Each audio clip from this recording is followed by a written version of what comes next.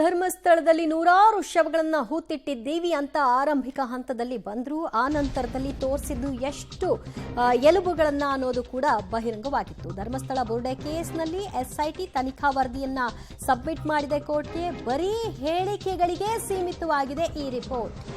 ಯಾರ್ಯಾರ ಬಳಿ ಯಾವ್ಯಾವ ಹೇಳಿಕೆಗಳನ್ನ ಸಂಗ್ರಹ ಮಾಡಲಾಗಿದೆ ಅನ್ನೋದನ್ನ ದಾಖಲಿಸಿಕೊಂಡಿದ್ದಾರೆ. ಯಾರಿಗೆ ಸಮನ್ಸ್ ನೀಡಿದ್ವಿ ಅದರ ಬಗ್ಗೆ ಮಾತ್ರ ವರದಿ ಇದೆ. ಯಾರ ಮೇಲೂ ಕೂಡ ಆರೋಪವನ್ನ ಹೊರಿಸಿಲ್ಲ. ಇಷ್ಟಕ್ಕೆ ಸೀಮಿತವಾಗಿದೆ. ಕೇವಲ ಹೇಳಿಕೆಗಳನ್ನ ದಾಖಲು ಮಾಡಿಕೊಂಡಿದ್ದಕ್ಕಷ್ಟೇ ಸೀಮಿತವಾಗಿದೆ. ಇದು ದೋಷಾರೋಪ ಪಟ್ಟಿ ಅಲ್ಲ ಅನ್ನುವಂತಹ ವಿಚಾರ.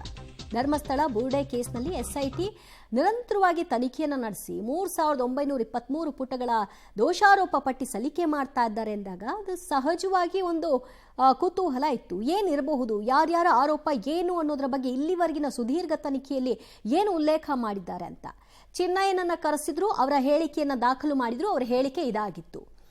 ಸುಜಾತಾ ಭಟ್ ಕರೆಸಿದ್ರು, ಅವ್ರ ಹೇಳಿಕೆಯನ್ನು ದಾಖಲು ಮಾಡಿದ್ರು, ಅವರ ಹೇಳಿಕೆ ಇದಾಗಿತ್ತು. ಈ ರೀತಿ ಅವ್ರ ಹೇಳಿಕೆಗಳೇನು ಅನ್ನೋದನ್ನ ಹೇಳೋಕಷ್ಟೇ ಸೀಮಿತವಾಗಿದೆ ಇದು.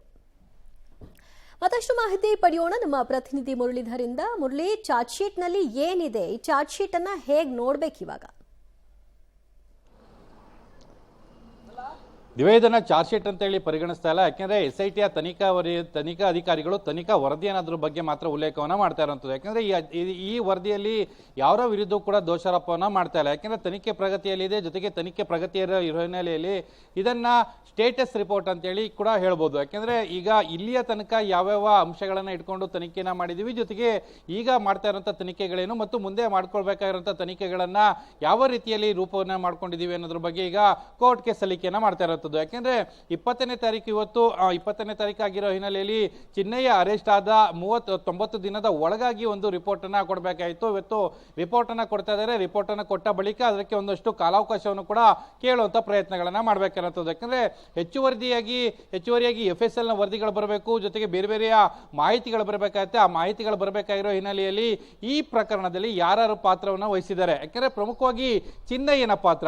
ಯಾಕೆಂದ್ರೆ ಚಿನ್ನಯ್ಯನನ್ನ ಎಲ್ಲಿಂದ ಕರೆದುಕೊಂಡು ಬಂದ್ರು, ಆತನಿಗೆ ಫೀಡ್ ಅನ್ನ ಮಾಡಿದಂಥವ್ರು ಯಾರು? ಯಾಕೆಂದ್ರೆ ಆತ ಧರ್ಮಸ್ಥಳದ ವಿರುದ್ಧ ಹೇಳಿಕೆಗಳನ್ನ ಕೊಡ್ಲಿಕ್ಕೆ ಸರಿಸುಮಾರು 2,18,000 ರೂಪಾಯಿಯನ್ನ ಹಣವನ್ನ ಪಡ್ಕೊಂಡಿದ್ದೇನೆ ಅನ್ನೋದ್ರ ಬಗ್ಗೆ ಒಂದಷ್ಟು ಮಾಹಿತಿಗಳು ಸಿಗ್ತಾ ಇತ್ತು. ಜೊತೆಗೆ ಸುಜಾತಾ ಭಟ್ಗೂ ಕೂಡ 10,000 ಹಣವನ್ನ ಕೊಟ್ಟಿದ್ರು. ಅಂದ್ರೆ ಕೇವಲ ಆಕೆಗೆ ಕೊಟ್ಟಿರುವಂತದ್ದು 10,000 ಹಣ ಮತ್ತು ಉಳಿದುಕೊಳ್ಳೋದಕ್ಕೆ ಒಂದಷ್ಟು ಜಾಗವನ್ನ ಕೊಟ್ಟಿದ್ರು. ಅದಾದ ಬಳಿಕ ಮುಂದಿನ ಪ್ರಕ್ರಿಯೆಗಳಿಗೆ ಸಂಬಂಧಪಟ್ಟಂತೆ ಒಂದಷ್ಟು ವಿಚಾರಗಳು ನಡೆದಿತ್ತು ಅನ್ನೋದ್ರ ಬಗ್ಗೆ ಒಂದಷ್ಟು ಮಾಹಿತಿಗಳು ಕೂಡ ಬರ್ತಾ ಇರುವಂತದ್ದು.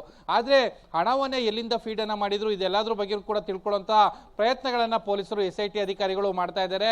ಜೊತೆಗೆ ಚಿನ್ನಯ್ಯ ಈ ಪ್ರಕರಣದಲ್ಲಿ ಚಿನ್ನಯ್ಯ ಕೊಟ್ಟಂತ ಹೇಳಿಕೆಯನ್ನು ಆಧರಿಸಿ ಮಹೇಶ್ ತಿಮ್ಮರೋಡಿ ಇರ್ಬೋದು, ಗಿರೀಶ್ ಮಟ್ಟಣ್ಣ ಇರ್ಬೋದು, ಸುಜಾತಾ ಭಟ್ ಇರ್ಬೋದು, ಇವರಿಗೆಲ್ಲರಿಗೂ ಕೂಡ ನೋಟಿಸ್ ಅನ್ನ ಕೊಟ್ಟಿದ್ರು. ಆದ್ರೆ ಮಧ್ಯದಲ್ಲಿ ಕೆಲವೊಂದು ಕೋರ್ಟ್ನ ಬೆಳವಣಿಗೆಗಳಾಯಿತು. ಕೋರ್ಟ್ನ ಬೆಳವಣಿಗೆಗಳ ಹಿನ್ನೆಲೆಯಲ್ಲಿ ಇಡೀ ತನಿಖೆಗೆ ಒಂದಷ್ಟು ಅಡ್ಡಿಯಾಗಿತ್ತು.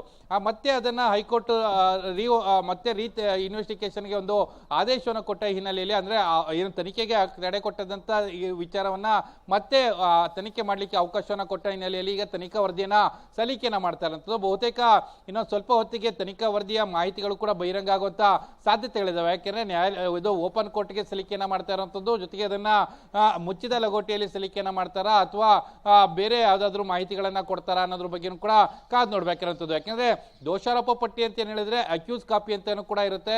ಅಕ್ಯೂಸ್ ಕಾಪಿ ಅಂದಾಗ ಸಾಮಾನ್ಯವಾಗಿ ಚಿನ್ನಯ್ಯ ಅಕ್ಯೂಸ್ ಕಾಪಿಯನ್ನ ಪಡ್ಕೊಳ್ಬೇಕಾಗತ್ತೆ. ಜೊತೆಗೆ ಈಗ ಇನ್ನೂ ಕೂಡ ಮಹೇಶ್ ತಿಮ್ಮರೋಡಿ ಇರ್ಬೋದು, ಗಿರೀಶ್ ಮಟ್ಟಣ್ಣ ಇರ್ಬೋದು, ಇವ್ರು ಯಾರು ಕೂಡ ಬಂಧನ ಆಗಿಲ್ಲ. ಅವರ ವಿರುದ್ಧ ದೋಷಾರೋಪ ಪಟ್ಟಿಯನ್ನ ಹಾಕಿದ್ರೆ ಅವ್ರಿಗೆ ಈಸಿ ಆಗುತ್ತೆ ಅನ್ನೋದ್ರ ಹಿನ್ನೆಲೆಯಲ್ಲಿ ಏನಾದ್ರು ತನಿಖಾ ವರದಿಯನ್ನ ಆಗ್ತಾ ಇದಾರೆ ಅನ್ನೋದ್ರ ಬಗ್ಗೆ ಕೂಡ ಸಾಕಷ್ಟು ಕುತೂಹಲ ಇರುವಂತದ್ದು ಮತ್ತು ಅದಕ್ಕೊಂದಷ್ಟು ಕ್ಲಾರಿಟಿ ಕೂಡ ಬೇಕಾಗಿರುವಂತದ್ದು. Divya, okay, thank you Murali ನಿಮ್ಮೆಲ್ಲ ಮಾಹಿತಿಗೆ. ಸದ್ಯ ತನಿಖಾ ವರದಿಯನ್ನ ಬೆಳ್ತಂಗಡಿ ನ್ಯಾಯಾಲಯಕ್ಕೆ ತನಿಖಾ ತಂಡ ಸಬ್ಮಿಟ್ ಮಾಡಿದೆ.